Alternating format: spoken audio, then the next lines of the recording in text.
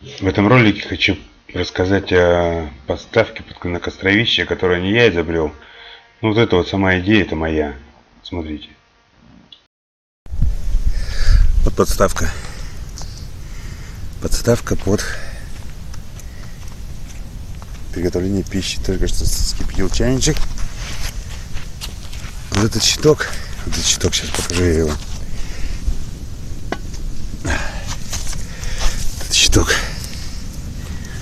Он шевелится. Сделан с нержавейки, шевелится. То есть он дает как бы эффект, что ветер не задувает туда.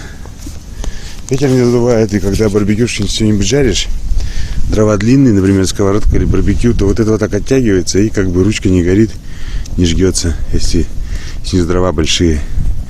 Ну и вообще вот что-нибудь жаришь и не подгорает. Потом позже покажу, как он у меня стоит, установлен. Так, сейчас покажу, как он складывается, как убирается столик. То есть подставочка, если вдруг необходимо стало. Это руки заняты, потому что так-то руками можно было бы вот так вот раз его по сторону. Убираешь, и все. Тут чайничек, жги, просто костер. Убрался в сторону. Жги костер, отдыхай надо, потом раз обратно поставишь. Поставил готовиться. Чайковского. Сейчас я с утра кофе пил. Сейчас чай вот. Опять стоим. Как вот железка это вот. Она, я уже показывал. Она свободна, видите. Железка это. Двигать куда хочешь.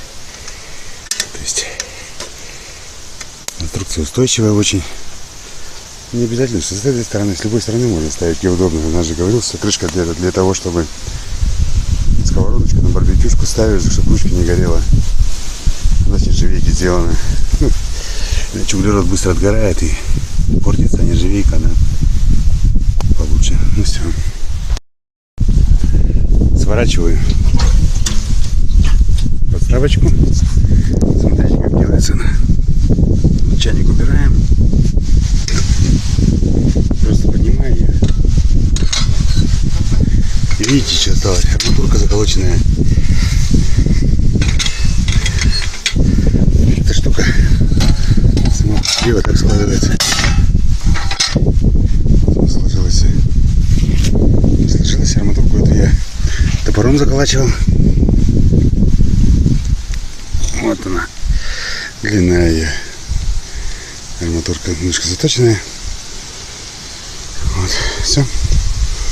Держу. Вся конструкция. Положу сейчас ее вот в тот мешок. Все.